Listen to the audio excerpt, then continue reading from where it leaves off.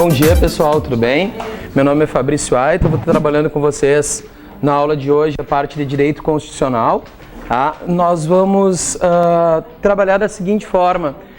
Eu vou deixar para trabalhar com vocês a parte de teoria da Constituição no final do curso e não no começo do curso, por alguns motivos que eu entendo ser mais adequado, porque eu acho mais fácil falar de teoria da Constituição, ainda que a gente poderia começar pela parte de conceito de Constituição, classificação e tal, mas essa parte de teoria eu acho mais adequado a gente falar porque tem bastante coisa de controle de constitucionalidade que a banca costuma cobrar, que fica mais fácil para mim trabalhar depois de ver as questões de organização do Poder Judiciário e as atribuições do STF e tal, do que começar falando sobre isso e depois ter que trabalhar com a organização dos poderes, especialmente do Poder Judiciário. Então a gente vai começar com os princípios fundamentais, depois vai falar um pouco sobre as questões relacionadas aos direitos individuais e coletivos, direitos sociais, nacionalidade e direitos políticos. É provável que a gente não consiga na aula de hoje vencer todos esses temas, né? Até porque, especialmente no que diz respeito desculpem, aos direitos individuais e coletivos, o assunto ele o artigo é muito extenso e aí eu vou tomar um pouquinho mais de tempo de vocês e vou diluir eles em algumas aulas, tá? Então a primeira consideração que nós vamos fazer é o quê? A banca ela costuma trabalhar com princípios fundamentais a partir do que a gente vai encontrar no artigo 1º ao artigo 4º da Constituição Federal. E aí eu quero que vocês percebam o seguinte, quando a gente fala em termos de provas objetivas e não num estudo mais teórico do direito constitucional, falar de princípios fundamentais é observar o que nós vamos encontrar, na verdade, e eu vou colocar primeiro, para a gente situar isso aqui, do artigo 1º, artigo 2º, 3º e o artigo 4º da Constituição Federal. E a banca costuma cobrar assim, ó, dentre os princípios fundamentais da Constituição Federal,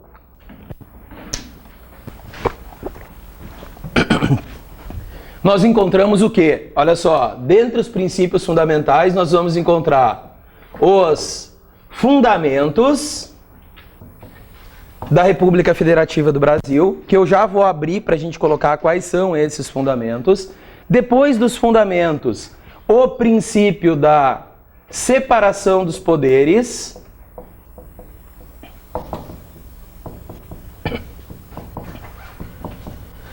Depois do princípio da separação dos poderes, aquilo que a gente encontra no artigo 3º como sendo os objetivos fundamentais da República Federativa do Brasil e depois no artigo 4º as questões relacionadas aos princípios que regem as relações internacionais. Então, olha só, sempre que a gente for questionado em relação a princípios fundamentais na Constituição Federal de 1988, e é uma pergunta clássica de prova objetiva, é saber identificar aquilo que é princípio fundamental, que vai do artigo 1º ao artigo 4º da Constituição, aquilo que é fundamento da República Federativa do Brasil, especialmente aquilo que é fundamento e aquilo que são os objetivos fundamentais. Por quê? Porque tem duas questões. Hoje eu acordei com a garganta com um probleminha, acho que é em função do tempo, vocês me desculpem. Olha só. Os fundamentos, eles vão aparecer no artigo 1º da Constituição, levando em consideração o quê? Eu vou puxar aqui. Os fundamentos a gente poderia colocar a partir do quê? Tu pega o artigo 1º da Constituição Federal e tu encontra ali a seguinte referência. A República Federativa do Brasil, formada pela união indissolúvel dos Estados, municípios e o Distrito Federal, constitui-se em Estado Democrático de Direito e tem como fundamentos, aí a gente vai ver o inciso 1, 2, 3, 4 e 5. Quais são esses fundamentos? Mas já como princípios fundamentais, Quando a gente começa a leitura do artigo 1º, que a gente observa ali, a República Federativa do Brasil, só de dizer a República, a gente já abriu um primeiro princípio fundamental, que é o princípio o quê? Quando a gente fala de República, o princípio republicano, que vai estabelecer a nossa forma de governo. A forma de governo República, eu vou colocar aqui, ó, o princípio republicano, isso é a nossa forma de governo. Então, o primeiro princípio fundamental que eu vou apontar para vocês é o princípio republicano, que decorre da indicação do próprio, vamos dizer assim, nome, né, que a gente dá ao nosso Estado, República Federativa do Brasil. Então, o primeiro princípio fundamental, que não aparece, claro, ali como um fundamento, mas é um princípio que nós vamos destacar, é a nossa forma de governo. E isso, pessoal, é bastante questionado em prova. Qual é a forma de governo? A forma de governo é república. Qual é a nossa forma de Estado? Vem logo em seguida. República Federativa do Brasil. Então, o segundo aspecto que nós vamos ter é o próprio princípio federativo. A República Federativa, aqui é a nossa forma de Estado. E vejam, pessoal, tem uma outra questão que nesse ponto a gente costuma destacar, que a banca também cobre em prova, que é observar a diferença do que nós temos em relação à República e Federação enquanto cláusula pétrea.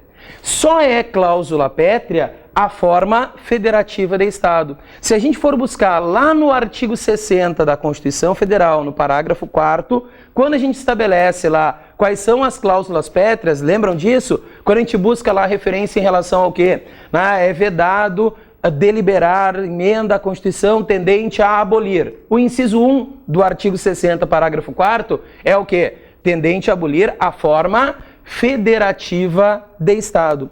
República, em tese, não é, observem, uma cláusula pétrea. Tanto é que nós já tivemos, inclusive, um plebiscito para tratar da nossa forma de governo. Então, o que é cláusula pétrea na nossa Constituição? É cláusula pétrea na nossa Constituição a forma de Estado. A forma de Estado é a forma federativa. Nós vivemos em uma federação.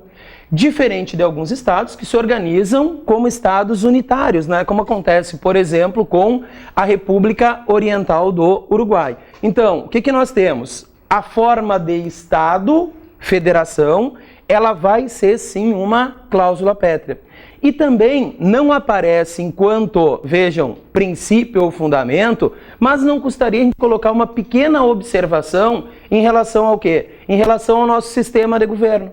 O nosso sistema de governo é um sistema de governo presidencialista, que não aparece, na verdade, entre os princípios fundamentais, mas acaba aparecendo lá nas atribuições do presidente da República, que, ao mesmo tempo, exerce, os senhores sabem, a função de chefe de Estado e chefe de governo. Perfeito, senhores? Até aqui alguma pergunta, alguma dúvida, senhores? Tranquilo? Muito bem, então. Bom, depois de ter essa primeira indicação como fundamento, a forma de governo e a forma de Estado, nós temos uma outra questão importante que eu já quero fechar com vocês, que diz respeito ao quê? A República Federativa do Brasil, formada pela União Indissolúvel dos Estados, Municípios e Distrito Federal. Notem que no artigo 1º da nossa Constituição, quando aparece referência à União, União ali não é a mesma União que nós vamos encontrar lá no artigo 18 da Constituição Federal, quando a gente trata de organização político-administrativa. Lá no artigo 18, na organização político-administrativa, a União aparece como um ente da Federação. No artigo 1º, União não é ente da Federação. Ali, União aparece apenas para dizer o quê? Que a nossa forma de Estado é a Federação e que nós temos a Federação a partir da União indissolúvel, porque isso é que caracteriza a Federação. O que diferencia a Federação de uma confederação, por exemplo, de Estados? Na Federação, nós temos como característica o quê? Os entes da Federação não têm o direito de secessão. Então, quando a gente coloca união indissolúvel, é o quê? É uma característica da nossa forma de Estado e não tem nenhuma relação com a União enquanto ente da federação. Também gostaria de chamar a atenção de vocês para esse ponto, tá? Ali, União não tem nada a ver com a União ente da federação. A União ente da federação vai aparecer na nossa Constituição Federal a partir do artigo 18, quando a gente trata de organização político-administrativa da República Federativa do Brasil. Ok? Bom, em seguida, depois de ver esses primeiros fundamentos, princípio republicano, o princípio federativo, nós podemos apontar o princípio democrático dentro da nossa Constituição, que também aparece, vejam, no artigo 1º, quando a gente pega a referência em relação ao quê? Olha só, o princípio democrático, ele decorre de uma característica do nosso Estado, que como característica nós temos o quê? Nós temos um Estado democrático de direito. Então, em termos de característica de Estado, o nosso Estado tem como característica ser um Estado democrático de direito. Eu gostaria de destaque para esse ponto, até porque, pessoal, é muito complexo a gente trabalhar com uma definição do que seja um Estado democrático de direito. A definição que eu vou colocar, que na verdade não é uma definição, é algumas referências retiradas de algumas provas da banca. Quando a gente fala de Estado democrático de direito, o que é o Estado democrático de direito? O Estado democrático de direito é um Estado de direito, tá? Em que existe um compromisso assumido pelo Estado em concretizar os direitos fundamentais. Então, eu acho que o importante é a gente enxergar no Estado democrático de direito uma evolução daquilo que a gente poderia falar em relação ao Estado de Direito, depois o Estado Social e aí chegar no Estado Democrático de Direito. Um Estado de Direito comprometido com o quê? Com a efetivação dos direitos fundamentais.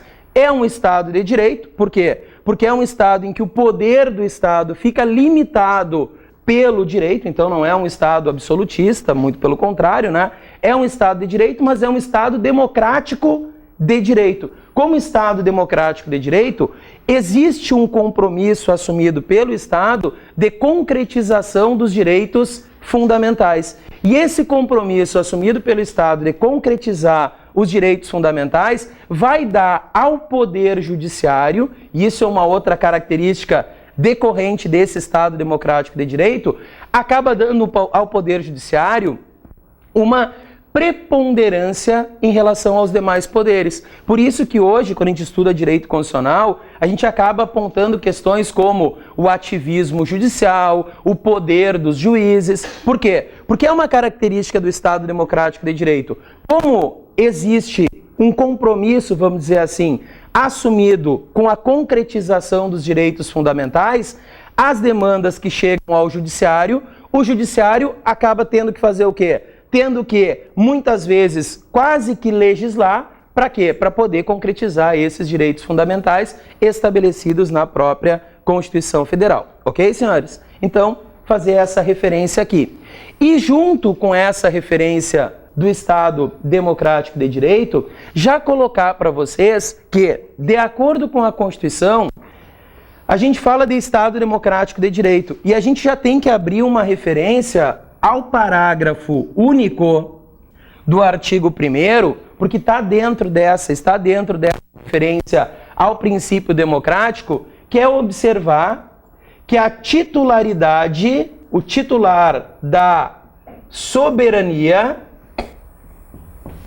aparece nesse parágrafo único. Quem é o titular da soberania? O titular da soberania é o povo. Por quê? Porque se tu pegar o artigo 1º no parágrafo único, tu encontra referência ao quê?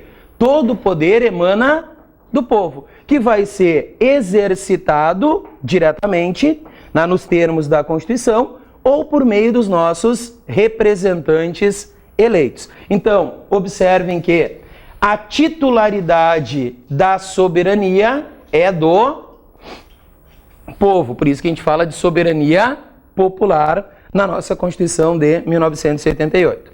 Perfeito, senhores? Também, e aí eu não quero poluir muito o quadro para vocês aqui nessa primeira parte, mas não custaria a gente já puxar uma referência em relação ao quê? Quando se fala também sobre o exercício dessa soberania, o que diz o parágrafo único? Todo poder emana do povo, que será exercido por meio dos seus representantes eleitos. Representantes eleitos de acordo com o artigo 14 da Constituição, que vai estabelecer lá as questões relacionadas ao voto, né, que nós vamos ver depois. Ou diretamente, também nos termos da Constituição, artigo 14 de novo. Quais são as formas de exercitar diretamente essa soberania? Através do plebiscito, através do referendo e através da lei de iniciativa popular e através da iniciativa popular das leis, que a gente volta a tratar disso quando for falar do artigo 14. Perfeito?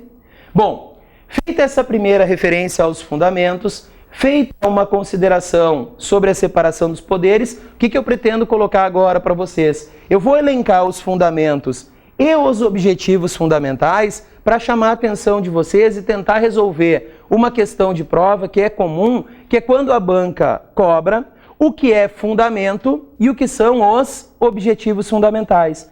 E sempre lembrar vocês que tanto os fundamentos como os objetivos fundamentais são princípios fundamentais, ok? Observem o seguinte, olha só. Quando a gente estuda os fundamentos e quando a gente tem que distinguir entre fundamentos e objetivos fundamentais, essa distinção, pessoal, nós vamos fazer a partir do quê? Notem que todos os objetivos fundamentais,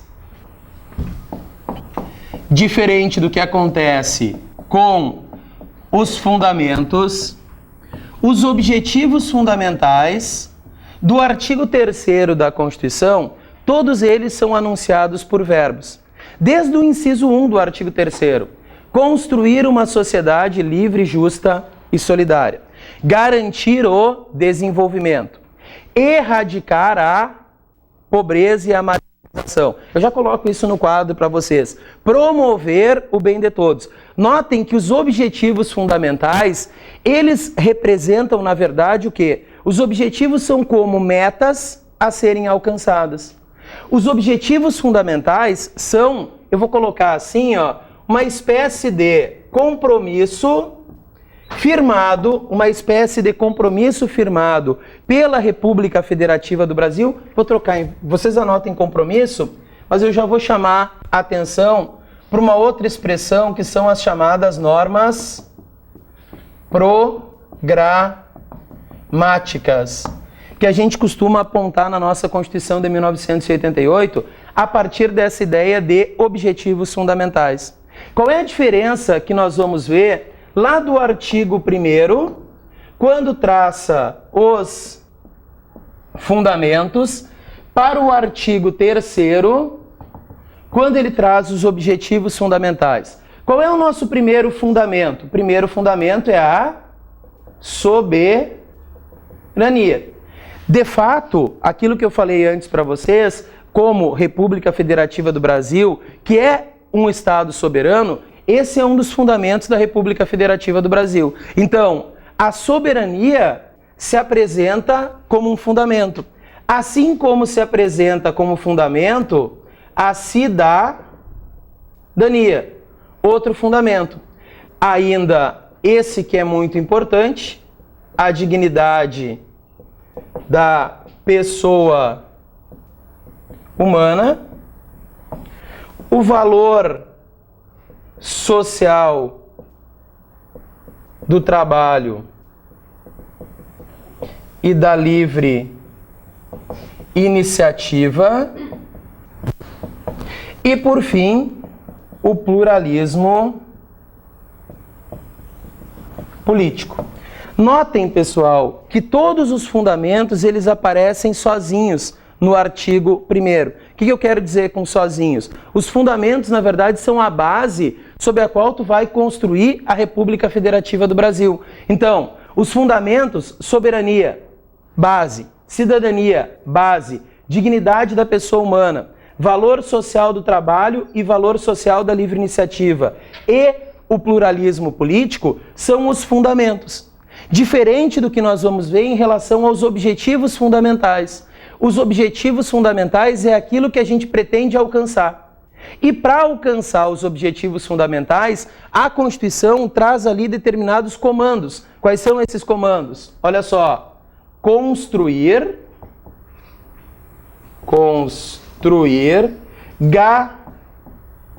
garantir, erradicar e reduzir,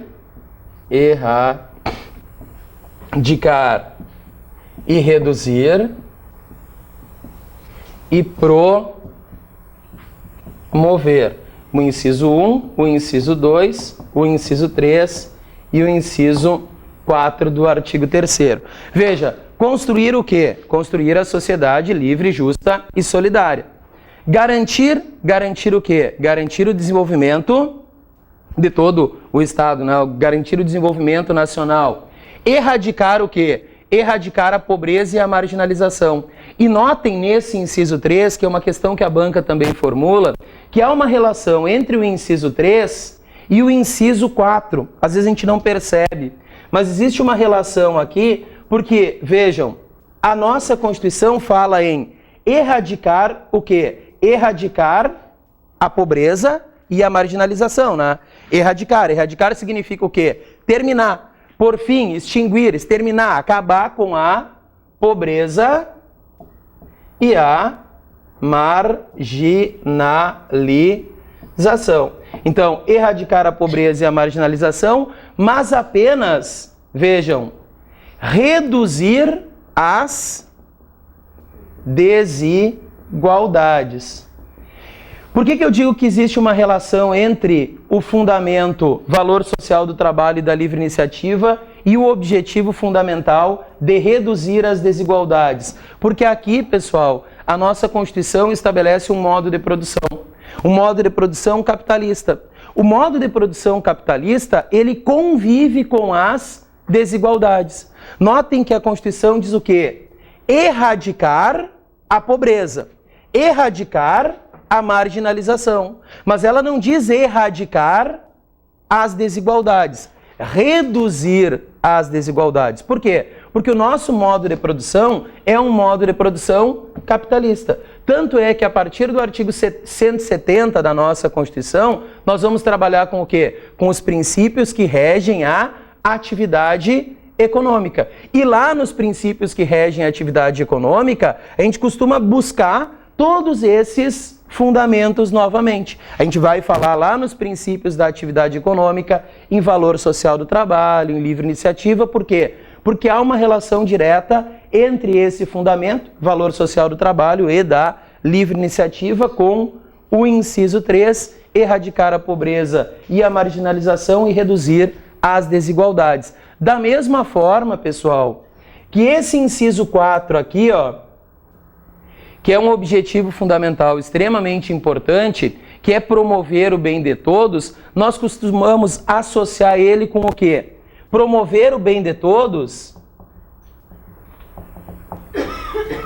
com o princípio ou com a garantia de igualdade e isonomia, que eu já vou abrir para trabalhar com vocês, tá? Então, observem que em relação a princípios fundamentais, quando a banca questiona princípios fundamentais, o que ela está questionando?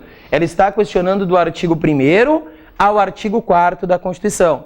Quando ela questiona fundamentos, ela está perguntando também sobre princípios fundamentais. Então, se eu tiver que enumerar entre as alternativas abaixo, que é uma questão comum, quais são os princípios fundamentais, eu posso ter na mesma alternativa fundamentos e objetivos. Agora, se a banca for específica e perguntar sobre fundamentos, os fundamentos são aqueles do artigo 1º e os objetivos fundamentais são aqueles do artigo 3º da Constituição. Ficou claro para vocês, senhores? Alguma pergunta, alguma dúvida em relação a isso que eu coloquei?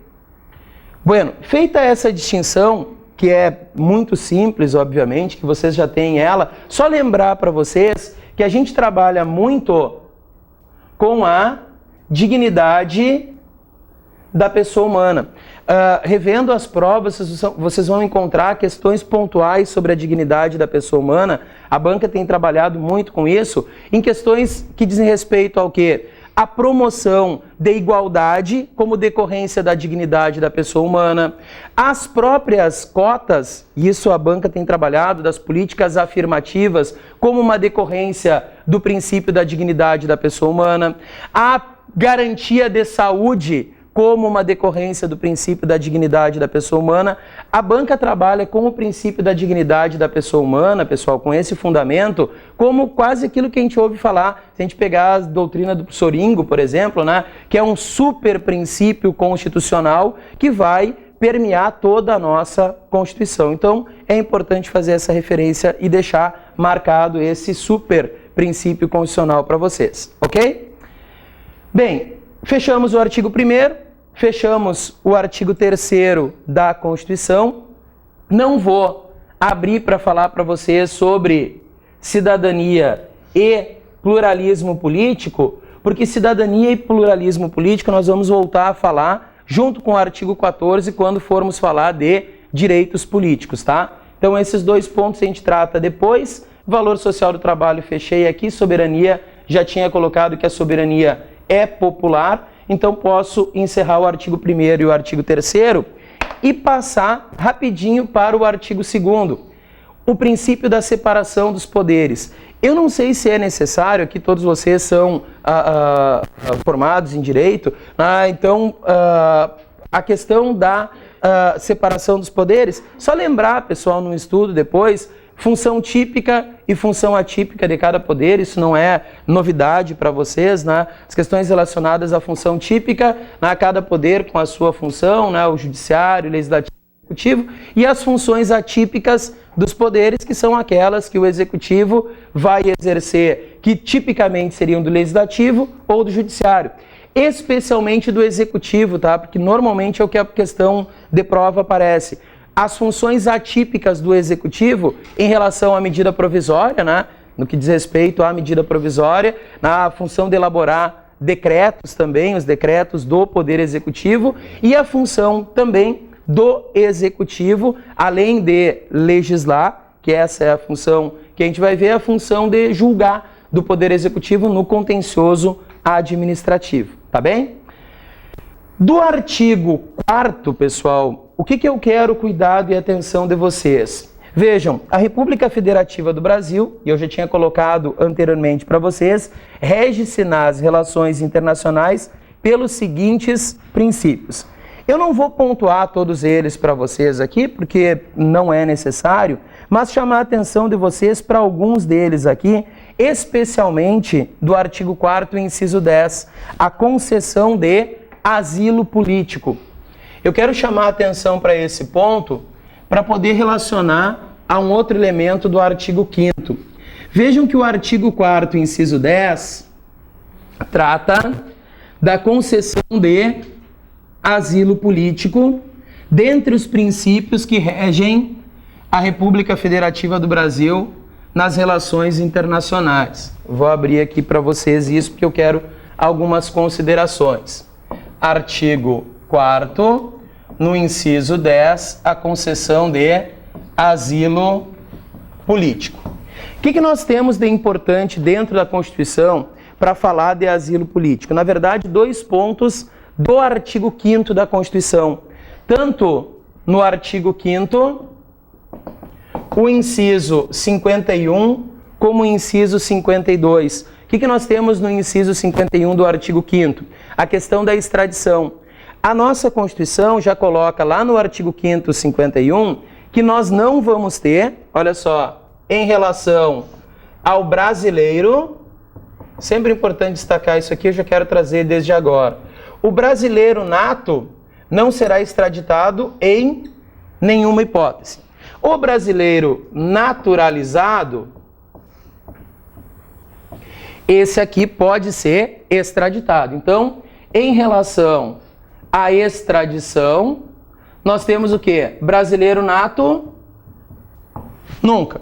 Em relação ao brasileiro naturalizado, duas possibilidades de extradição do brasileiro naturalizado.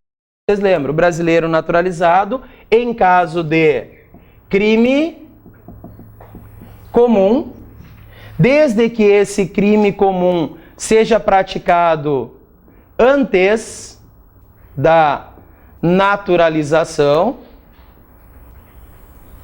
e em caso de comprovado envolvimento com tráfico, tá? O que eu quero chamar a atenção de vocês desde já? Quando a gente diz lá no artigo 5º, inciso 51, que não ocorrerá extradição do brasileiro, salvo do brasileiro naturalizado, por crime comum praticado antes da naturalização, ou por comprovado envolvimento com tráfico ilícito de entorpecentes e drogas afins, eu já quero a definição de crime comum que a gente vai utilizar aqui. E essa definição de crime comum vai vir, na verdade, do artigo 5º, inciso 52. O que é o crime comum? O crime comum é aquele que não é político ou de opinião. Por que eu estou colocando o crime comum como sendo aquele que não é político ou de opinião? Porque se tu for observar no artigo 5º, no inciso 52, o que nós temos lá? Que não haverá extradição, por crime político ou de opinião. Como não haverá extradição por crime político ou de opinião, a gente vai considerar que nesses casos, então, o que eu tenho? A possibilidade de concessão do asilo político. A concessão do asilo político vai se dar em caso de crime político ou crime de opinião. Nesses casos, então, a gente vai ter a possibilidade de asilo político. Eu quero cuidado, quero atenção de vocês em relação a esse ponto, ok?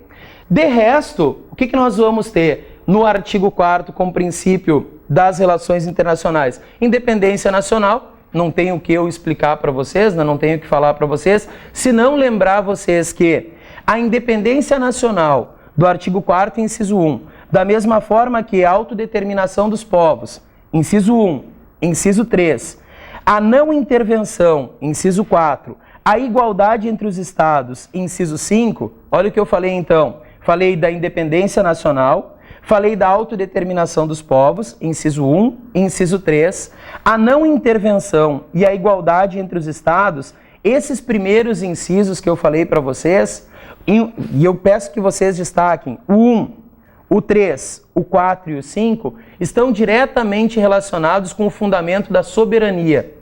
O inciso 1, independência nacional, o inciso 3, autodeterminação dos povos, o inciso 4, a não intervenção, e o inciso 5, a igualdade entre os estados. Só pulamos ali a prevalência dos direitos humanos. Então, do 1 ao 5, menos o inciso 2, relação direta com o fundamento da soberania.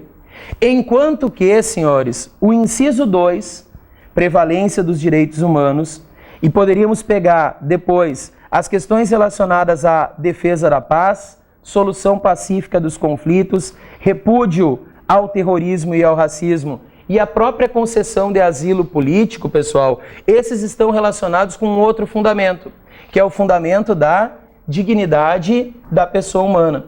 Então a gente costuma separar no artigo 4º aqueles princípios que estão relacionados à ideia de soberania, que é o inciso 1, o 3, o 4 e o 5, e os demais que estão relacionados à ideia do quê? Do próprio fundamento da dignidade da pessoa humana, que é a prevalência dos direitos humanos, que acaba sendo a defesa da paz, a solução pacífica dos conflitos, o repúdio ao terrorismo e ao racismo nos termos da Constituição Federal. Ok, senhores? Com isso, não teria mais o que falar para você sobre os princípios fundamentais. a gente não vai ter uma visão muito teórica de princípios fundamentais, e eu já vou passar a falar para vocês dos direitos e garantias fundamentais, rapidamente aqui, as questões relacionadas aos direitos e deveres individuais e coletivos. Claro, só assim, para responder questão de prova objetiva, pessoal, eu vou fazer tábua rasa aqui daquilo que a gente pode estudar com maior cuidado em várias obras de direito constitucional e vários autores que vão trabalhar muito com isso. Veja, a diferença de direitos humanos para direitos fundamentais. O que eu vou dizer para vocês assim, em 5 minutos, nem isso, de direitos humanos e direitos fundamentais. O que nós vamos considerar aqui e o que a banca vai considerar prioritariamente como direito fundamental? O direito fundamental é o direito humano que já está reconhecido no texto constitucional. Bem simples, bem objetivo, então. Aqueles direitos que a gente encontra muitas vezes em declarações internacionais, aqueles direitos que já entraram no texto constitucional, nós vamos chamar de direitos fundamentais. Enquanto que direitos humanos,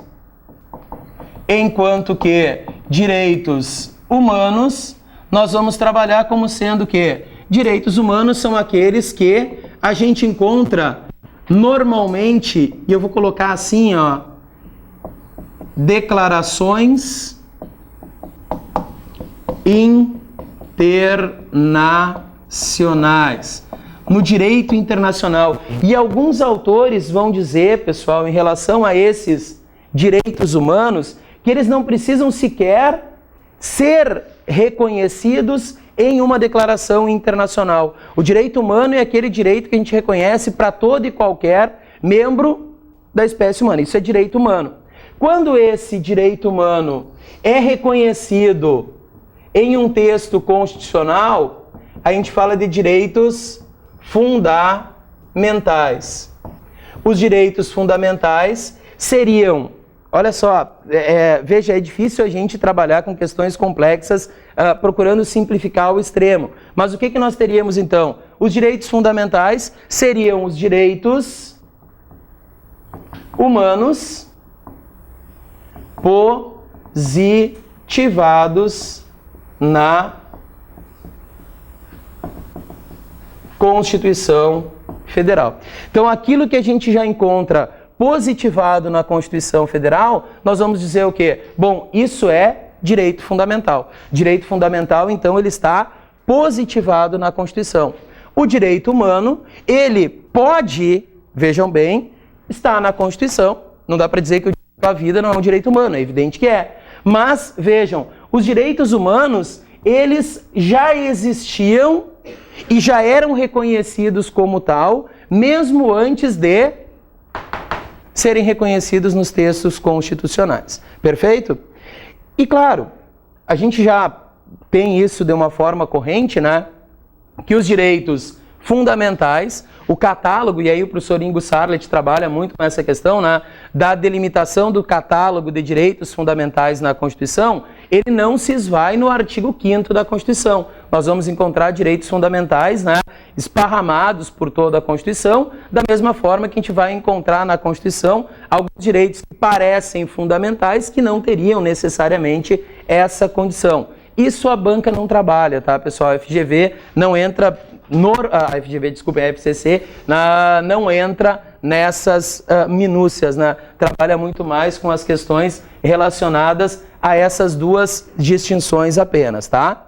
Perfeito? Claro, quem tiver muito mais tempo, e aí eu digo muito mais tempo porque nessas retas finais a gente nunca tem tempo, né? Quem tiver muito mais tempo pode aprofundar mais esses elementos. Eu vou ficar só nessa tábua rasa aqui, né, em relação a isso, para dizer para vocês o que então? Direito humano, aquilo que a gente encontra no direito internacional, nas declarações internacionais. Direitos fundamentais, aquilo que a gente encontra positivado no texto constitucional. Ok? Bueno, adiante, pessoal, o que eu teria e o que eu iria começar a trabalhar com vocês, né? Pela sequência que a gente está falando, o artigo 5º.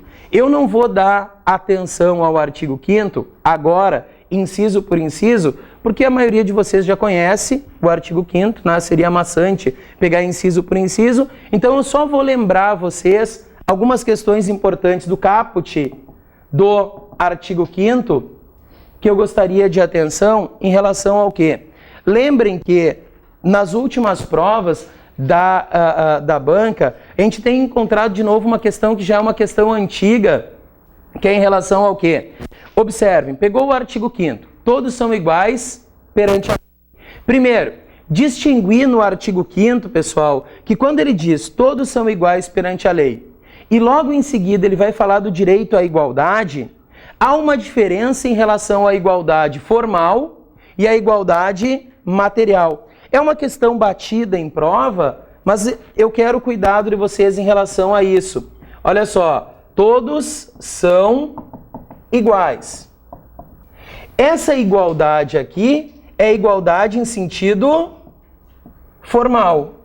Mas logo em seguida, depois de dizer, como aparece no artigo 5º, todos são iguais perante a lei, sem distinção de qualquer natureza, garantido-se aos brasileiros e estrangeiros residentes no país o direito à vida, o direito à liberdade e o direito à igualdade. Nesse direito à igualdade, aqui a igualdade é igualdade em sentido material.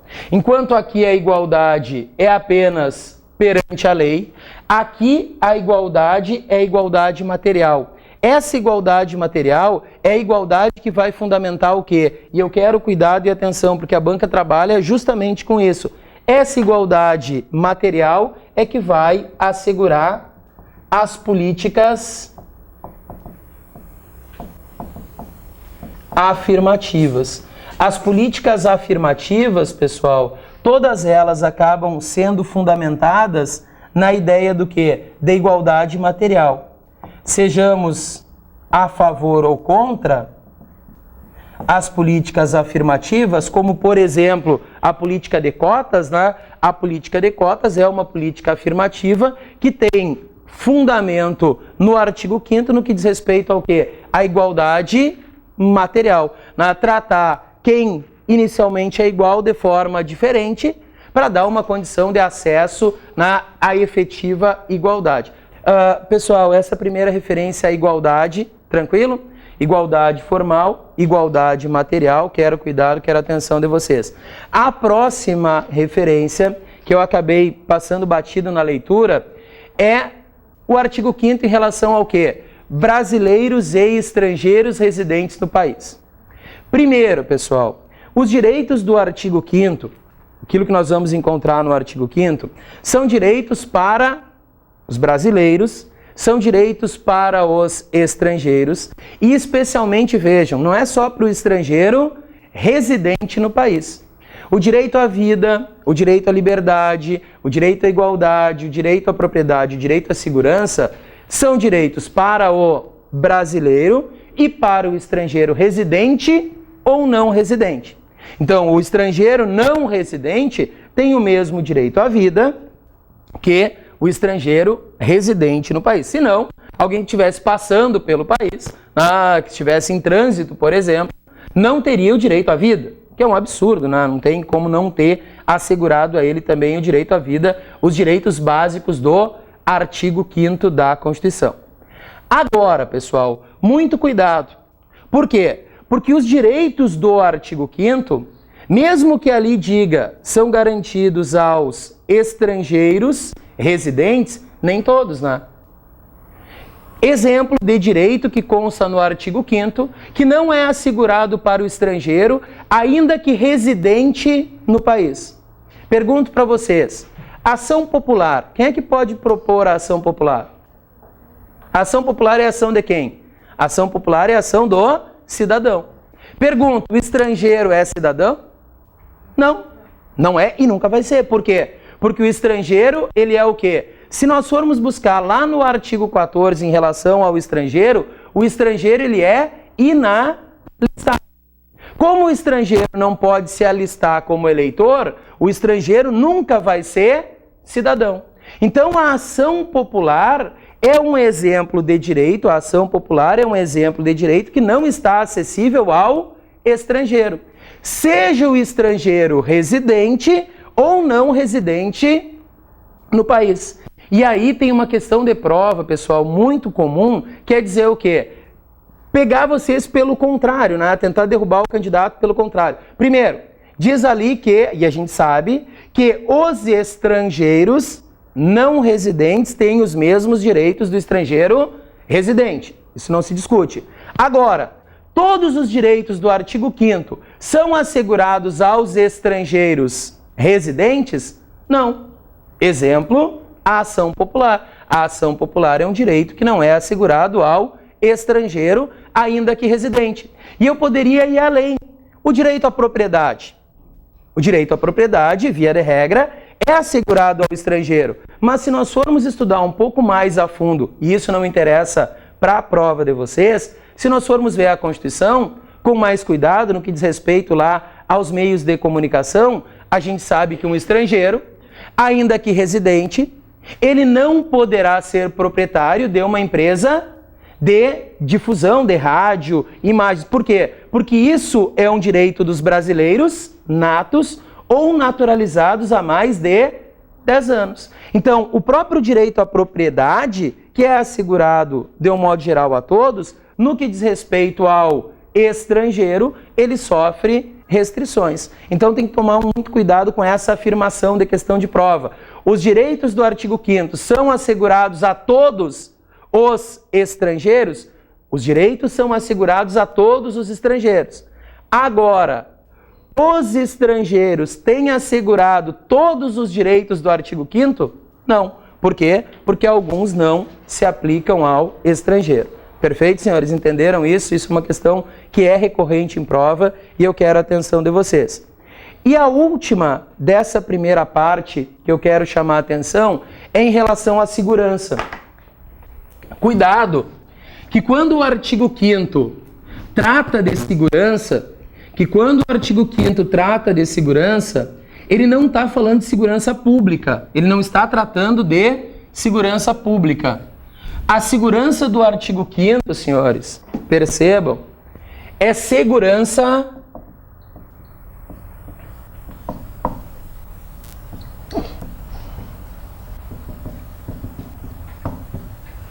olha só, a segurança do artigo 5º não é segurança pública. Quando a gente encontra ali o direito à vida, o direito à liberdade, o direito à igualdade, o direito à segurança e à propriedade, segurança não é segurança pública. Segurança não é segurança social, não é a mesma segurança, porque se vocês observarem, o artigo 5º, ele fala de segurança. Mas o artigo 6º também fala de segurança. Se tu observar no 5º, tu encontra a referência à segurança. Se tu observar no 6º, tu encontra a referência à segurança. Mas há uma diferença enorme da segurança do artigo 5º para a segurança do artigo 6º. No artigo 6º, essa segurança aqui, ó, é a segurança enquanto direito social. Essa segurança é a segurança muito mais voltada para a ideia de seguridade social. Enquanto que essa segurança aqui, ó, do artigo 5º é a segurança no sentido de segurança jurídica.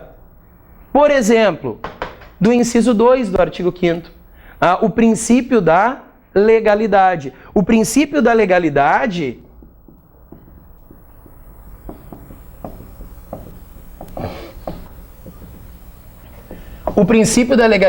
senhores, é um exemplo de segurança jurídica. O que nós temos no princípio da legalidade? Ninguém é obrigado a fazer algo senão em virtude da lei. Ninguém é obrigado a fazer ou não fazer ou deixar de fazer senão em virtude da lei. O princípio da legalidade, ele é um princípio de segurança jurídica. E eu poderia ir além, o próprio inciso 3, quando diz ali, ó, ninguém será submetido a tortura, nem a tratamento desumano ou degradante, né, que seja, aquilo também é uma garantia de segurança jurídica.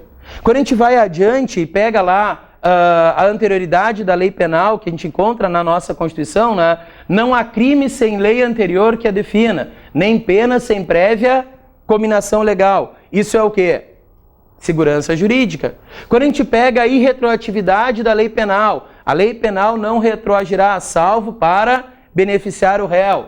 Segurança jurídica. Quando a gente pega o exemplo clássico do ato jurídico perfeito, da coisa julgada ou do direito adquirido, pessoal, nós temos o quê? Nós temos elementos de segurança jurídica. E poderia aqui falar de outros pontos, não me interessa, né, pegar um a um, mas é muito importante que vocês percebam essa ideia de segurança jurídica e não de segurança enquanto segurança como direito social. Até porque o artigo 5º, via de regra, estabelece aqueles direitos que a gente chama de direitos de primeira geração. Quem prefere usar o termo primeira dimensão, pode ser, né? Os autores se debatem, né? Normalmente, se é primeira geração, primeira dimensão. Esses aqui seriam de os direitos sociais, né? De segunda geração ou dimensão. Vocês vão encontrar as duas referências. Acho que seria importante lembrar por que essa discussão, né? Geração ou dimensão de direitos, né? Porque se debate isso, né? Os autores que não gostam da expressão geração de direitos criticam a expressão justamente por quê, senhores? Porque a ideia de uma geração, uma segunda geração, uma terceira, seria uma ideia de que uma geração encerraria a outra.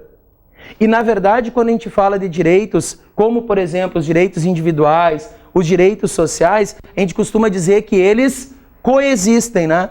Então, o termo dimensão acaba sendo,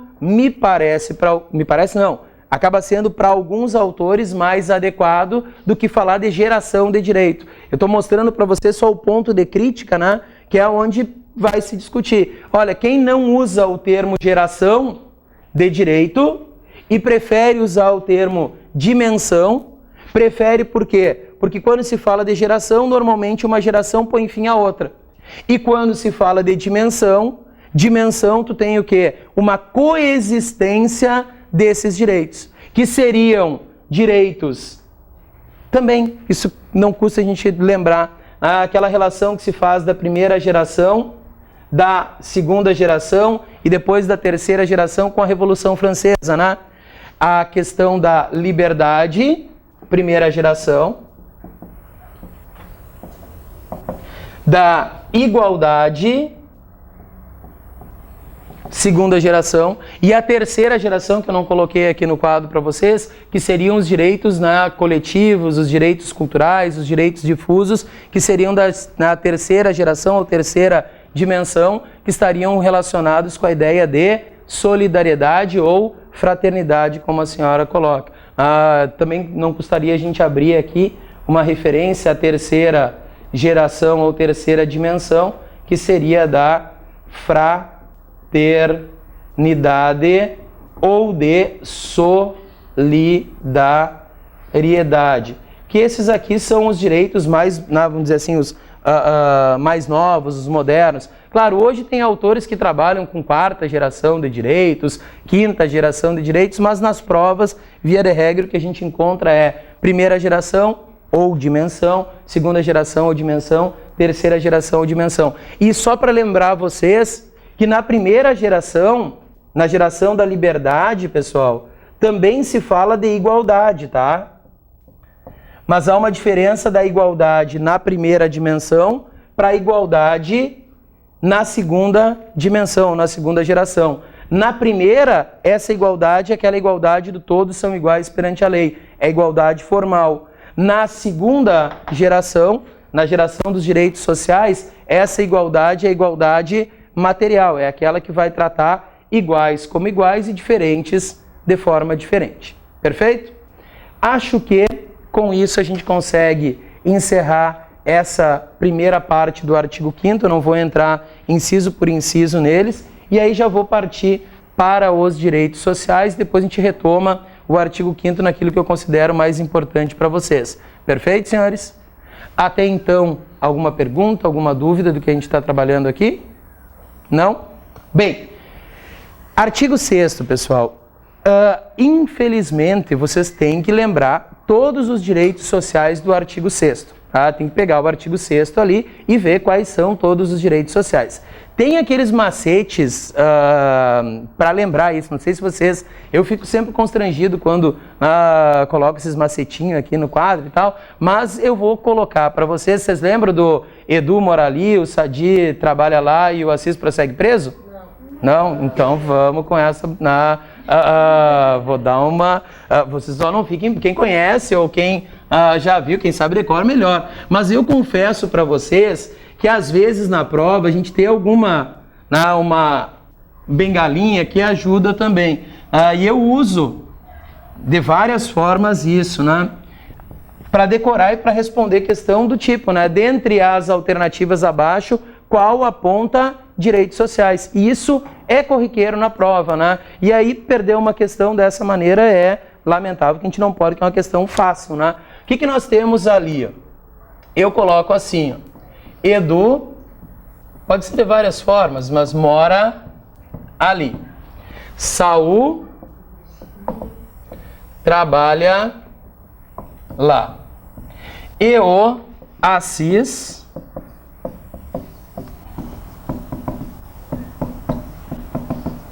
prossegue preso. Aqui, pessoal, e aí vocês podem variar, né? O Saul mora ali e o Edu trabalha lá, também dá, não tem problema nenhum. Como vocês quiserem, né? Mas nós vamos ter o quê? Nós vamos ter... E aí vocês vão me ajudando no artigo 6º, riscando ali, né? Educação é ou não é direito social, né?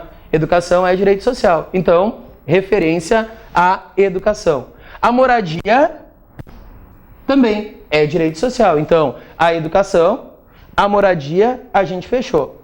Por emenda à Constituição, foi acrescentado no artigo 6º a alimentação como direito social. A princípio, a alimentação não era reconhecido como direito social. Mas se vocês forem observar no artigo 6º, né, tu vai ter, a partir da emenda constitucional número 64, a alimentação passou a ser um direito social reconhecido na nossa Constituição. E o que é interessante nesse ponto, chamar a atenção para o quê? Para o quê? Se a alimentação foi incluído como um direito social, outros direitos podem ser reconhecidos como direitos sociais na nossa Constituição. Havia uma outra proposta de emenda à Constituição que não foi aprovada, que era para incluir no artigo 6º, e isso por vezes aparece em alternativa de questão, e vejam, não é direito social, ainda que se tenha trazido à discussão a felicidade, até virou um pouco de mal interpretado como motivo de chacota, a PEC da felicidade, para incluir a felicidade enquanto direito social. Apesar, pessoal, de que nós já temos o quê? Nós já temos o lazer como direito social também, né? Então, educação, moradia, alimentação, lazer, o trabalho é direito social. E aqui a gente está falando do direito ao trabalho enquanto direito social. Há uma diferença de direito ao trabalho e de dizer que o direito do trabalho é um direito social. O que nós temos na Constituição Federal como direito social é o direito ao trabalho, né? Notem que há uma diferença entre direito ao trabalho e direito do trabalho, né? O direito do trabalho é disciplina jurídica, que me parece que por si só, enquanto disciplina jurídica, não é direito social. O que é direito social é direito ao trabalho, à saúde, à assistência, à segurança, à proteção. Esse aqui é o que o macete mais força, né? Porque no Assis prossegue preso, aqui, pessoal, nós temos o que? A proteção, né? A proteção, nos termos do artigo 6º, é proteção à maternidade e à infância, tá? Proteção à maternidade, proteção à infância. Então, essa proteção, eu quero cuidado, proteção à maternidade e à infância.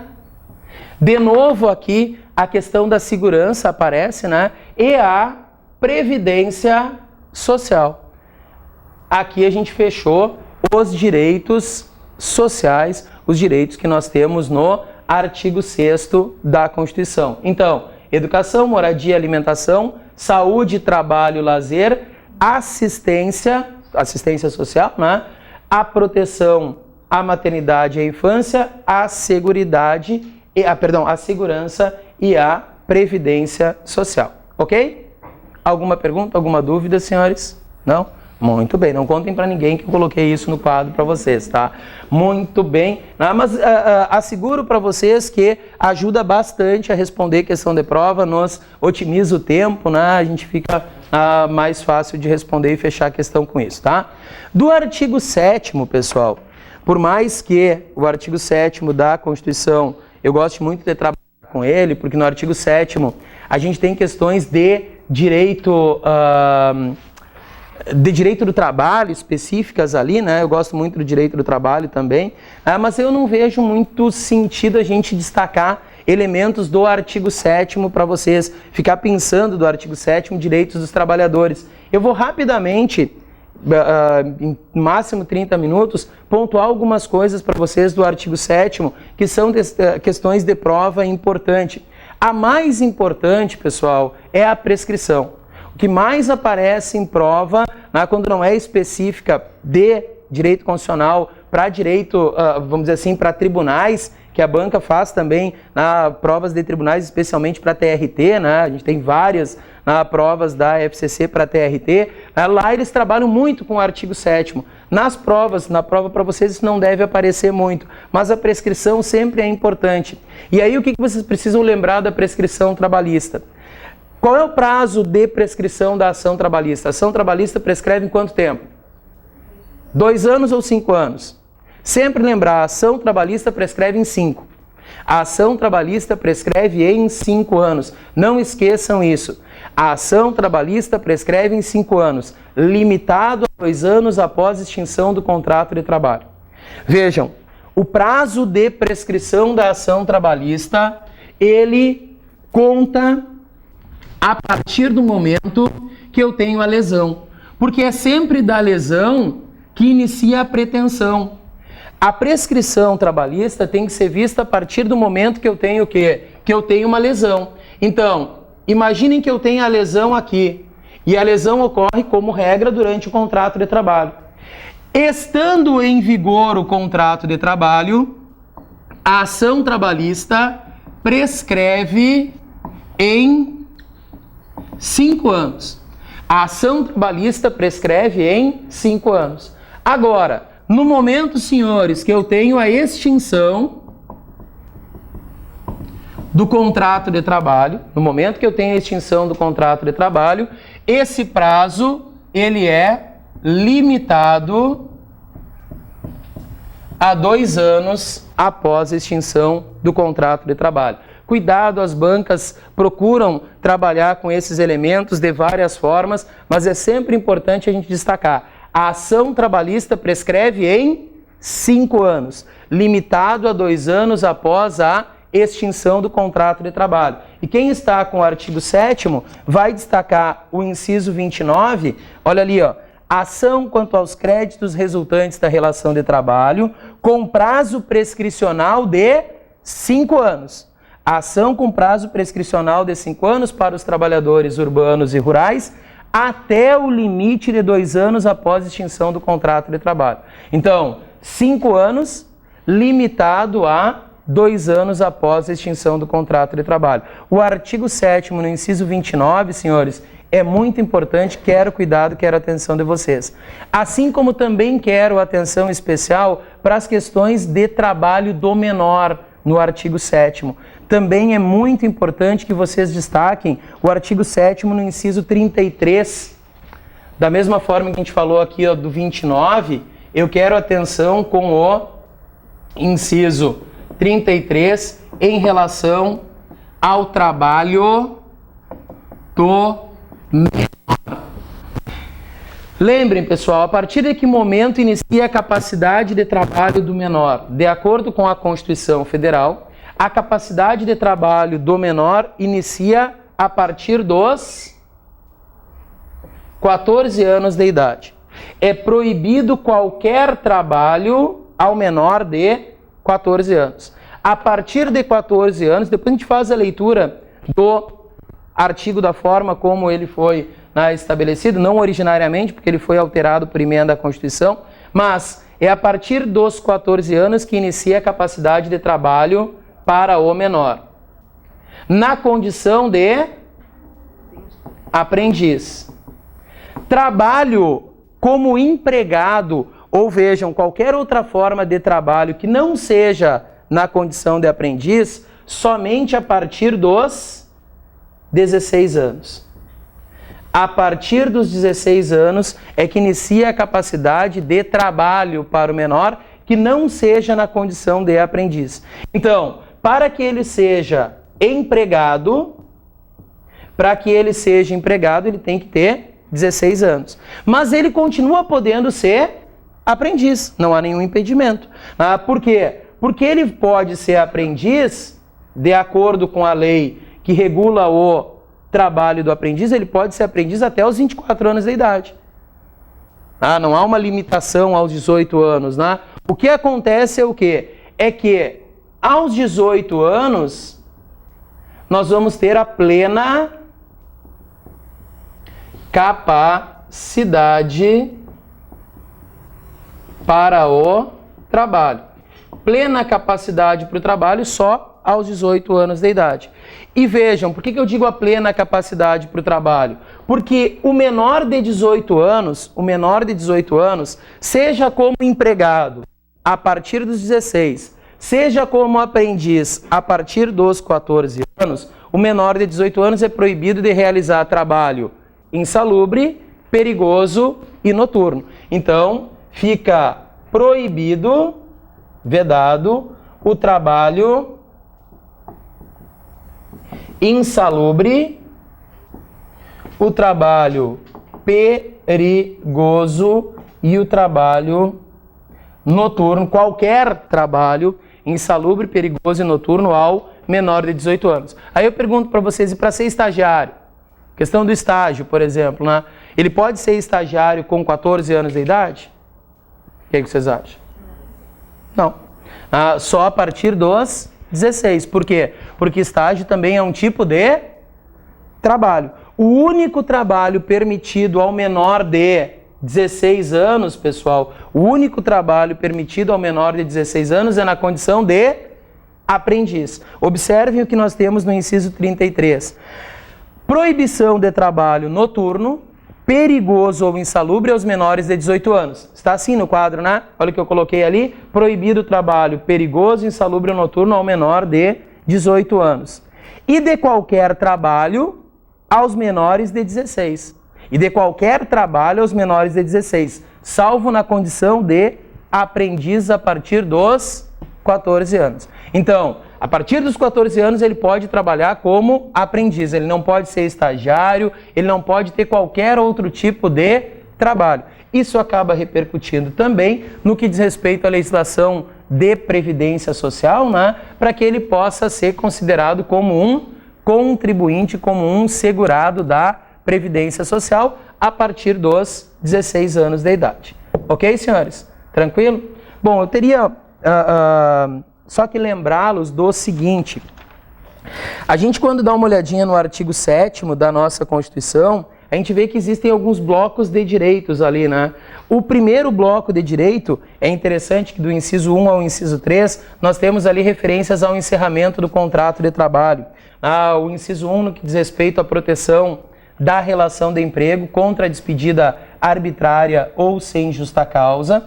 Lembrem que essa proteção, ela vai se dar nos termos de uma lei complementar, e eu gostaria de pedir que vocês destacassem isso no inciso 1. A proteção depende de uma lei complementar, e essa lei complementar ainda não existe, tá, pessoal? A proteção contra a despedida arbitrária ou sem justa causa, do artigo 7º, inciso 1, a proteção, ali, artigo 7º, inciso 1 da Constituição Federal, essa proteção depende do quê? Depende de uma lei complementar. Essa lei complementar ainda não foi elaborada, essa lei complementar ainda não foi elaborada. A gente costuma dizer que esses direitos da Constituição, você sabe, né? A gente vai voltar a trabalhar com isso no que diz respeito à aplicação. A gente costuma dizer, então, que é uma norma constitucional de eficácia limitada. Por quê? Porque existe o direito, mas esse direito não pode ser exercitado porque ainda não foi regulamentado. É uma questão lá que normalmente o José Afonso da Silva trabalha, né? Com norma constitucional de eficácia limitada. Então, como não existe essa lei complementar, a proteção contra a despedida arbitrária ou sem justa causa acaba sendo feita a partir do que tu encontra no inciso 3, que é o Fundo de Garantia do Tempo de Serviço. Na verdade, aquela indenização sobre o FGTS, aquela multa que o empregador paga, acaba sendo a forma de proteção. Essa indenização sobre o FGTS, pessoal, ela aparece na Constituição Federal, só que lá no ato de disposição constitucional transitória, né, que diz que enquanto não for elaborada a lei complementar do artigo 7º, inciso 1, a indenização sobre o FGTS acaba sendo essa forma de proteger o empregado, ok? Fechou o inciso 1, o inciso 3, que não preciso nenhum cuidado. O inciso 2, vocês não vão ter dificuldade nenhuma ali, né? Seguro-desemprego, no caso de desemprego involuntário, só não teria nenhum problema quanto a isso. Fechou esses primeiros 3 incisos, a gente abriria o bloco do salário, vamos dizer assim, né? Salário e remuneração. O que tem de importante para chamar a atenção de vocês? Um cuidado no inciso 4, quanto ao salário mínimo. Aqui, pessoal, em relação ao salário mínimo, o que eu gostaria de chamar a atenção de vocês? Existe uma referência a salário mínimo, que acaba sendo o salário mínimo nacional, do inciso 4, mas nós já temos o inciso 5º, o inciso 5, que fala do quê? De um salário proporcional à extensão e a complexidade do trabalho. E aí esse salário proporcional à extensão e à complexidade do trabalho pode ser tanto o salário mínimo profissional, pode ser o salário mínimo de categoria, como pode ser o salário mínimo regional. Como nós temos aqui no Rio Grande do Sul, né, a gente tem o salário mínimo regional, em outros estados da federação a gente também tem. E aí o que eu quero só deixar claro é que não existe só um tipo de salário mínimo. Existe o salário mínimo nacional, que hoje são aqueles R$ 722, mas existem outras modalidades de salário mínimo. Salário mínimo para profissão, médico, por exemplo, salário mínimo de categoria, os comerciários, e o salário mínimo regional, que na verdade não é regional, ele é estadual. E aí eu não vou me ater a outras questões relacionadas aos direitos dos trabalhadores em relação ao salário. A atenção de vocês para a prova com o que nós vamos encontrar, pessoal, no inciso 10, proteção do salário na lei, constituindo crime sua retenção dolosa. Peço atenção para o inciso 10. Veja, crime a retenção dolosa do salário. Destaquem isso por gentileza, que é uma referência importante, que a banca tem trabalhado bastante com essa forma de proteção do salário. O que significa dizer isso? Que é crime a retenção dolosa do salário. Quando a gente coloca isso, que é crime a retenção dolosa, junto com a proteção do salário, a gente tem que lembrar que o salário é sem descontos. Na verdade, eu só posso descontar do salário do empregado aquilo que a lei autorizar, aquilo que a lei permite que seja autorizado. Me interessa lembrar vocês, por exemplo, eu posso descontar a contribuição para o INSS, eu posso descontar o imposto de renda retido na fonte, eu posso descontar a contribuição sindical. Claro, a CLT fala de outros descontos possíveis, não me interessa falar para vocês, mas eu quero só a título de exemplo isso aqui. Qualquer desconto que não seja estes pode caracterizar o crime de retenção dolosa do salário. E hoje, pessoal, o Ministério Público do Trabalho, ele tem números que são alarmantes, em torno de 20 mil pessoas no Brasil trabalham em condição análoga de escravo. Por quê? Porque o empregador contrata, promete o pagamento de um salário, não paga o salário em função de descontos que ele vai fazer. Comida, moradia, o próprio equipamento que o empregado usa é alugado. Isso, de acordo com o artigo 7º, inciso 10, é crime de retenção dolosa do salário. Cuidado e atenção nesse particular, tá bem? Não teria mais o que falar para vocês do artigo 7º.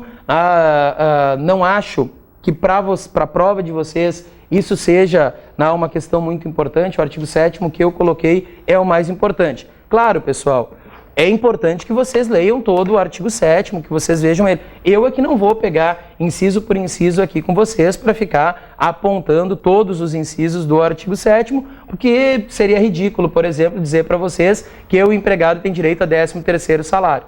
Não tem sentido, é só fazer a leitura, tá bem? Quero, porque é mais incomum a gente estar estudando isso, algumas referências do artigo 8º. Esse eu quero trabalhar, sim, com vocês, com um pouquinho mais de atenção, porque também é direito social e eu quero fechar ele com vocês. Olha só, o artigo 8º, pessoal, traz alguns princípios de direito coletivo do trabalho na Constituição que eu quero a atenção de vocês. O que nós temos no artigo 8º? A primeira referência que eu quero é em relação à liberdade sindical. O que eu posso apontar para vocês sobre liberdade sindical do artigo 8º no inciso 1? Quando se fala de liberdade sindical, a primeira referência que nós vamos ter é em relação ao quê? A criação de sindicato.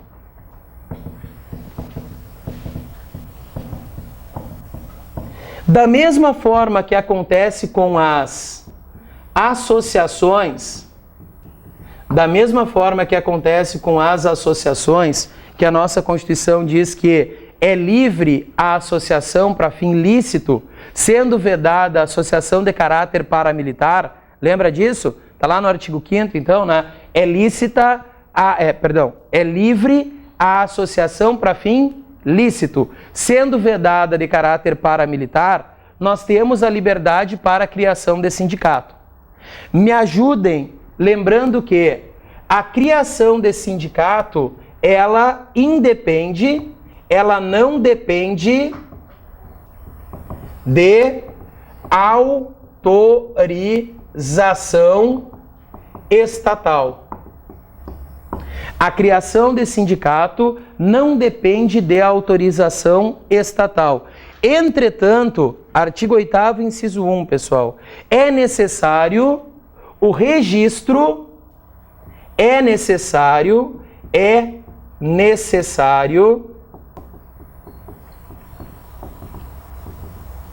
o registro no órgão competente. Qual é o órgão competente? O órgão competente é o Ministério do Trabalho, né, que é o órgão competente para o registro do sindicato. Então vejam, não há necessidade de autorização, mas é preciso registro no órgão competente. Esse registro aqui, ó, ele é feito muitas vezes não, a principal função dele é o quê? Por que se faz esse registro no órgão competente? Para fechar uma outra questão que eu quero chamar a atenção de vocês no inciso 2, que é o chamado princípio da unicidade sindical. Princípio da unicidade sindical. O que é o princípio da unicidade sindical? Só um sindicato por base territorial, por categoria numa base territorial. Esse princípio da unicidade sindical, que é uma característica do nosso direito sindical, estabelece o quê? Um sindicato para cada categoria por base territorial.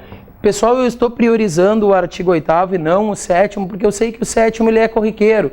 O artigo 8º, normalmente a gente não vê com maior cuidado e com maior atenção. E aí eu quero esse cuidado de vocês. Olha só, um sindicato para cada categoria por base territorial. Sendo que aquilo que a gente chama de base territorial mínima, a base territorial mínima, ela tem que ser a área de um município. A área de um município. O que significa isso? No município de Porto Alegre, por exemplo, eu não posso ter 2 sindicatos para os empregados do comércio. Eu posso ter os empregados do Sindicato do Comércio de Porto Alegre, o Sindicato dos Empregados do Comércio de Porto Alegre, atendendo a mais de um município. Agora, eu não posso ter em Porto Alegre 2 sindicatos para os empregados do comércio.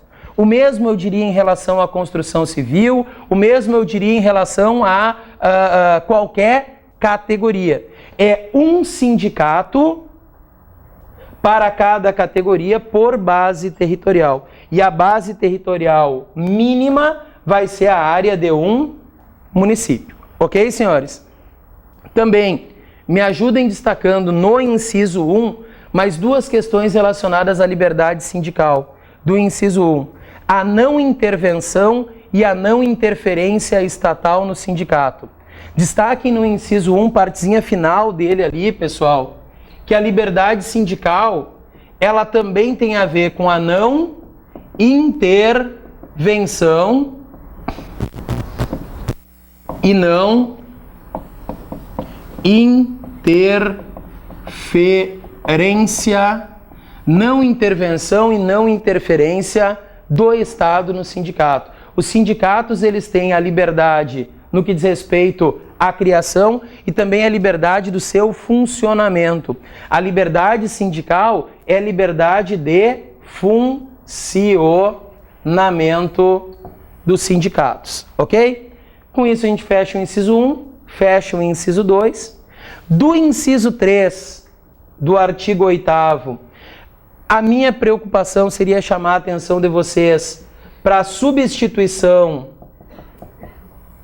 processual, a substituição processual que decorre do inciso 3. Notem o que nós temos no inciso 3. Qual é a função do sindicato? A função do sindicato é representar os interesses da categoria. E essa representação vai se dar tanto judicialmente como extrajudicialmente. Extrajudicialmente, o sindicato atua especialmente em acordo coletivo e convenção coletiva. Agora, judicialmente, o sindicato atua como substituto processual. E isso é importante, tá, pessoal? Porque nós temos a regra lá do direito processual civil que ninguém pode pleitear em juízo um direito que pertence a outra pessoa. O sindicato pode. O sindicato, ele é substituto processual tanto da categoria como do trabalhador individualmente. Destaquem esse elemento do artigo 8º, inciso 3, a função do sindicato de atuar como substituto processual. O inciso 4 não me interessa, o inciso 5 não me interessa, o inciso 6 eu preciso do cuidado e da atenção de vocês, tá? Então, olha só, o que acontece com o inciso 6? O inciso 6, pessoal, ele fala sobre o quê? Ele diz que é obrigatória a participação do sindicato na negociação coletiva, tá? Se tu pegar o artigo 8º, inciso 6, ele vai falar de obrigatoriedade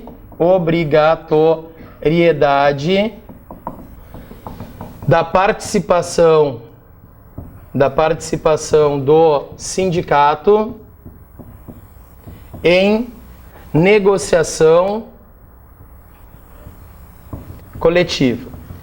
Eu só estou falando com maior cuidado do 8º inciso 6, porque se tu for pegar o artigo 7º, no inciso 26 da Constituição Federal, tu vai ter lá no artigo 7º, inciso 26, o reconhecimento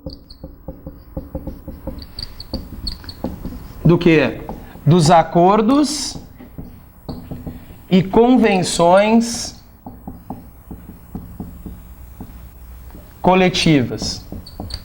Reconhecimento dos acordos e convenções coletivas. E aí o que eu quero chamar a atenção de vocês é para o seguinte, até pelos termos, tá? Negociação coletiva, gênero, do qual nós temos duas espécies, acordo coletivo e convenção coletiva.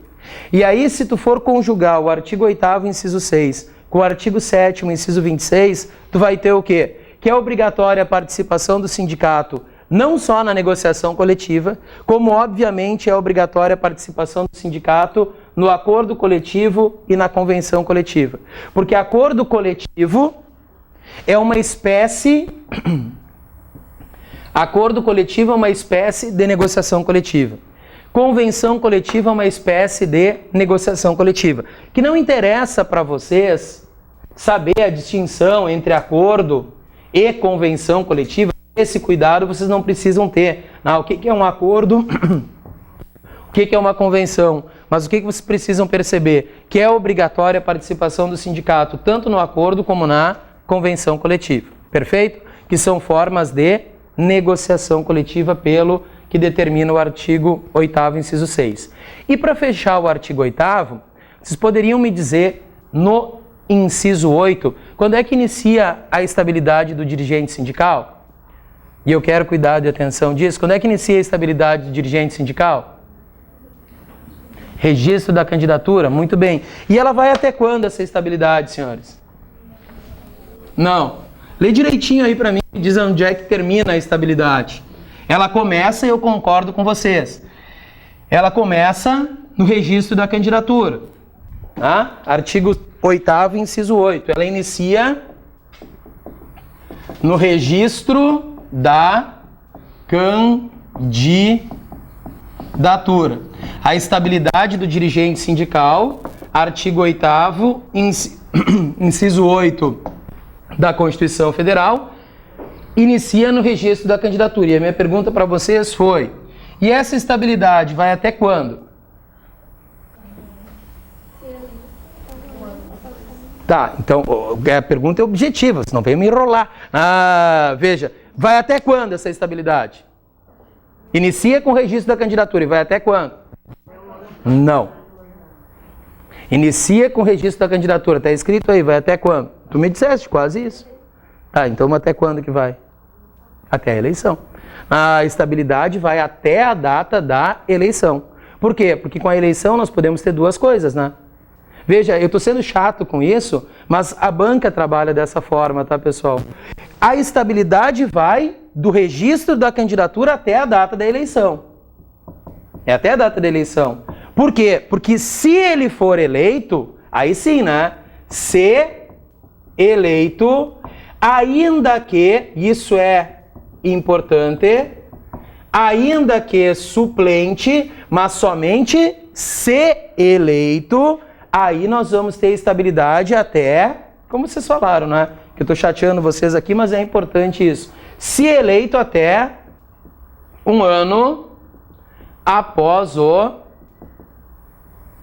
término do mandato. Mas somente se eleito. Por quê? Porque se chegar no dia da eleição, vejam bem, e ele não é eleito, se ele não é eleito, o que vai acontecer? Se ele não é eleito, terminou a estabilidade dele, né? Ele não vai ter a mesma estabilidade daquele que foi eleito. E aí a banca tem uma questão que coloca dois empregados. Um é eleito e outro não é eleito. E aí questiona sobre a estabilidade para esses empregados. E aí a alternativa A da questão é exatamente o que diz o artigo 8º, inciso 8. A estabilidade para os dois empregados será do registro da candidatura até um ano após o término. Não é para os dois. Porque vai do registro da candidatura até um ano após o término do mandato, para quem? Para aquele que foi eleito. Para o que não foi eleito, a estabilidade vai até quando? A estabilidade vai até a eleição. Cuidado, tá, pessoal? Quero atenção com esse ponto. Me parece o mais importante, na verdade, dentro daquilo que a gente tem do artigo 8º. Perfeito? Bom, com isso a gente fecha o artigo 7º, a gente fecha o artigo 8º. Vai ter algumas outras coisas que eu vou pensar para vocês em outros momentos deles, mas não com tanto cuidado, tá? Artigo 9º, que é do direito de greve, o artigo 9º, que é do direito de greve para os trabalhadores da iniciativa privada. Se tu observar ali, o artigo 9º fala do direito de greve. O cuidado e a atenção é de lembrar o quê? Tanto o artigo 9º fala do direito de greve e condiciona esse direito de greve a uma lei, como o artigo 37, inciso 7, lá dos servidores públicos, né, também fala do direito de greve. Só agora eu fiquei em dúvida se é o 37 ou se é o 39, inciso 7. Vou olhar para não pecar com vocês. Artigo 37, inciso 7. É o primeiro que eu falei, 37, inciso 7. É assegurado ao servidor público o direito de greve, né? O direito de greve será exercido nos termos e nos limites definidos em lei específica. Qual é a minha preocupação aqui? Lembrar vocês que existe uma lei da greve, que também todo mundo chuta o balde com a lei da greve hoje em dia, né? É como se não existisse. Mas existe uma lei que regulamenta o exercício do direito de greve para os trabalhadores da iniciativa privada. Trabalhadores da iniciativa privada têm lá uma lei da greve que regulamenta o exercício do direito de greve. Servidor público, não existe uma lei da greve regulamentando o seu exercício do direito de greve. Entretanto, pessoal, o Supremo Tribunal Federal, se valendo da teoria concretista do texto constitucional, passou a entender o quê? E vejam, essa é a exceção. Em mandado de injunção, o Supremo Tribunal Federal entendeu que, tendo em vista a ausência de uma lei para regulamentar o artigo 37, inciso 7 da Constituição, pode ser utilizado, por analogia, a lei da greve da iniciativa privada. Mas vejam, isso é uma exceção. Excepcionalmente, o STF, no que diz respeito ao mandado de injunção sobre o direito de greve, excepcionalmente, por que eu estou chamando a atenção? Porque tem questão da banca que diz, o entendimento atual do STF é que, na ausência de lei regulamentando a Constituição, pode ser utilizada por analogia a outra lei. Não é esse o entendimento. O entendimento continua sendo que quem tem a função de legislar é o poder legislativo, não é o poder judiciário. Naquele caso específico do mandado de injunção sobre o exercício do direito de greve, entendeu o Supremo Tribunal Federal, naquele caso, entendeu o STF que poderia ser utilizada a analogia a uma outra lei que regulamenta a greve da iniciativa privada. Mas esse não é o entendimento majoritário do STF, é uma decisão pontual sobre uma questão específica, ok? Muito importante chamar a atenção desse ponto para vocês. Com isso, fecha o artigo 9º. 10 e 11, eu não tenho que falar para vocês, basta a leitura do artigo 10, do artigo 11, não é normalmente questão de prova, e eu posso avançar e começar a trabalhar com vocês as questões de nacionalidade. Só não sei qual é o nosso horário, ainda falta para o intervalo ou já está no horário do intervalo? Já passou o horário do intervalo? Muito bem, então vamos para o intervalo, voltamos para tratar de nacionalidade e direitos políticos. Muito obrigado.